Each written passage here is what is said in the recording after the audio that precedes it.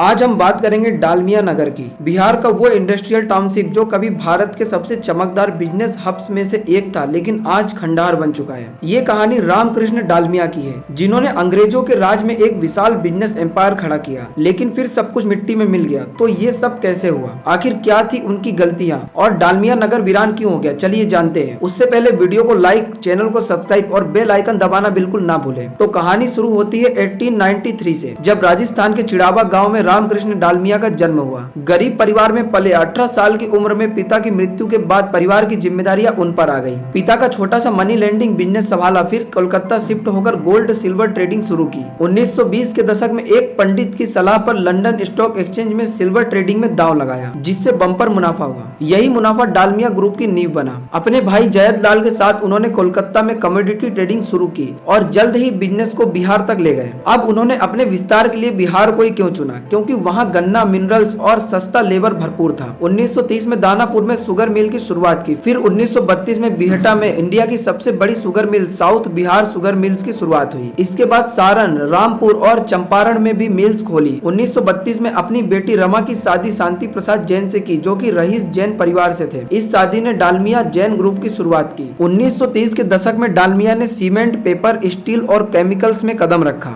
उनकी रफ्तार ऐसी थी कि वो जमशेदजी टाटा और बिरला की बराबरी करने लगे। Punjab national bank, Bharat bank और भारत इंश्योरेंस पर भी कब्जा किया। इसी के साथ 1930 के दशक में ही डालमिया ने बिहार के रोहतास जिले में सोन नदी के किनारे 3800 एकड़ जमीन खरीदी और रोहतास इंडस्ट्री की नींव रखी। इसे डालमिया नगर नाम दिया गया, एक हाईटेक टाउनशिप जहां शुगर, पेपर, सीमेंट, केमिकल और प्लाईवुड फैक्ट्रियां थी। 22,000 कर्मचारियों के लिए स्कूल, हॉस्पिटल, मार्केट, क्लब और सर्वेंट क्वार्टर्स बनाए गए। 12 मेगावाट का पावर हाउस और प्राइवेट एयरफील्ड भी था। 1938 में सुभाष चंद्र बोस ने उनकी सीमेंट फैक्ट्री और 1939 में राजेंद्र प्रसाद ने पेपर मिल का उद्घाटन किया। 1940 में डालमिया ने एसीसी सीमेंट की मोनोपोली तोड़ने के लिए बिहार, तमिलनाडु, हरियाणा और पाकिस्तान में प्लांट खोले। इसी के साथ द्वितीय विश्व युद्ध के बाद डालमिया ने अमेरिका से 50,000 स्क्रैप वाहन खरीदे, जिसे रिफर्बिश कर बेचे और भारी मुनाफा कमाया। 1946 में इंडियन नेशनल एयरवेज खरीद कर डालमिया जैन एयरवेज शुरू किया, लेकिन 1946 में टाइम्स ऑफ इंडिया के पब्लिशर बेनेट कोलमैन को खरीदना उनके पतन की शुरुआत बना। डालमिया ने टाइम्स ऑफ इंडिया का इस्तेमाल नेहरू की नीतियों और लाइसेंस राज के खिलाफ करने का शुरू किया, जिससे नेहरू से दुश्मनी हो गई। 1948 में जैन परिवार से मतभेद बढ़े, जो बिजनेस को राजनीति से दूर रखना चाहते थे। नतीजन बिजनेस बंट गया। Times of India, Bharat bank और भारत इंश्योरेंस जैन ग्रुप को मिले। रोहतास इंडस्ट्री और पंजाब नेशनल बैंक डालमिया के पास रहे। सीमेंट बिजनेस जयद लाल डालमिया को दिया गया। इसी के साथ 1950 के दशक में फिरोज गांधी ने डालमिया पर पब्लिक फंड्स के दुरुपयोग का आरोप लगाया। 1955 में जांच के बाद रामकृष्ण डालमिया को फ्रॉड और क्रिमिनल ब्रीच ऑफ ट्रस्ट के लिए 2 साल की जेल हुई। जेल से लौटे तो जैन परिवार ने कई कंपनियां अपने कब्जे में कर ली थी। डालमिया के बेटे विरासत संभालने में नाकाम रहे। बिहार में लॉ एंड ऑर्डर बिगड़ा, लेबर स्ट्राइक्स और नक्सल मूवमेंट ने हालात खराब कर दिया। लाइसेंस राज, पुरानी मशीनें और बिजली कटौती ने फैक्ट्रियों को ठप कर दिया। 1978 में डालमिया की मृत्यु तक रोहतास इंडस्ट्री के ज्यादातर प्लांट्स बंद हो चुके थे और इसी के साथ 1990 तक डालमिया नगर पूरी तरह से वीरान हो गया। अब रामकृष्ण डालमिया की कहानी हमें सिखाती है कि बिजनेस में राजनीति और पारिवारिक मतभेद कितने खतरनाक हो सकते हैं। उनके भाई जयद लाल डालमिया भारत ग्रुप बनाकर सीमेंट बिजनेस को जिंदा रखा, जो आज भारत का चौथा सबसे बड़ा सीमेंट प्रोड्यूसर है। आपको क्या लगता है, डालमिया की सबसे बड़ी गलती क्या थी? कमेंट में जरूर बताइएगा। वीडियो पसंद आए लाइक करें, सब्सक्राइब करें और इसे ज्यादा से ज्यादा शेयर करें। मिलते हैं नेक्स्ट वीडियो के साथ, तब तक के लिए धन्यवाद।